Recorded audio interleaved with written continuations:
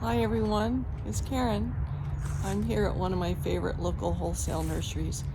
I'm just trying to find plants for my hummingbird garden.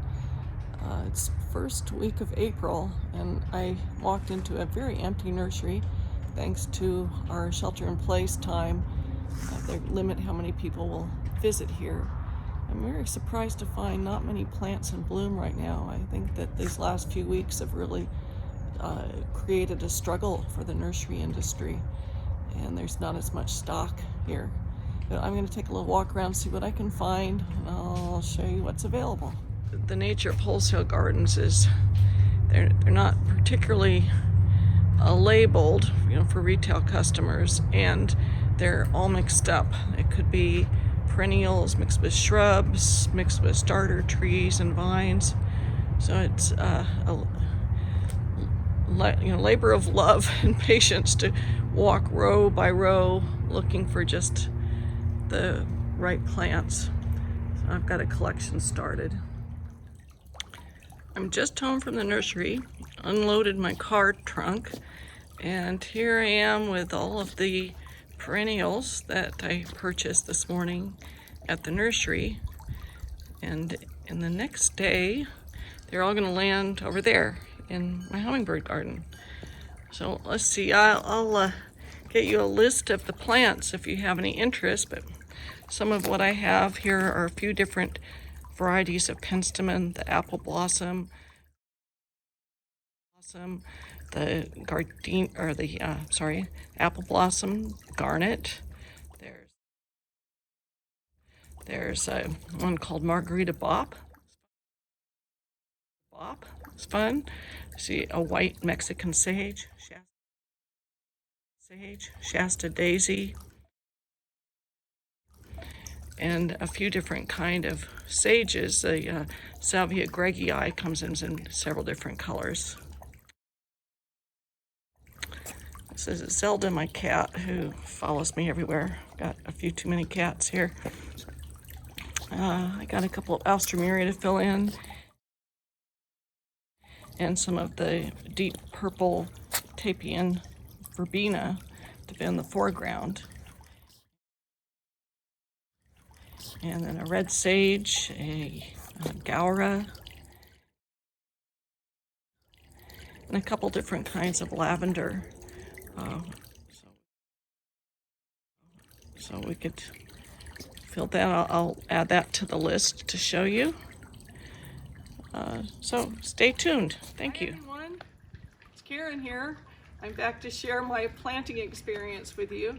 Yesterday I planted a little over 20 of the perennials that I had purchased from the nursery the day before. I know it's not looking that exciting yet, but I'm excited because within a couple weeks this should be full of bloom. I've noticed since the sun came out this morning that the bees have already discovered this. Both the hummingbirds have been around a little bit. They come around from my fountain, and I've got the honeybees and the bumblebees have been here visiting. It's quite a medley of different kind of plants, all of which the hummingbirds and butterflies like. Of course, the Asclepias is starting to bloom, budding a little bit more.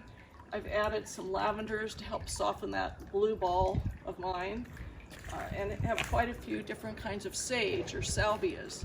Salvia is just a magnet for the butterflies. So there's both the autumn sage in several different colors. There's whites, pinks, purples, and then there's the May night sage, which is the very low sage. Also some penstemons in different colors, whites, pinks, yellows.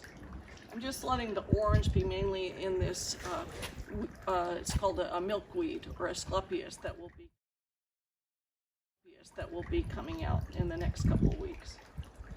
You can see how I've gradated a little bit, so there's low foreground plants and then grade up to more plants that'll get in about the 2.5 or 3 feet range, up to some taller 3 foot high in the background.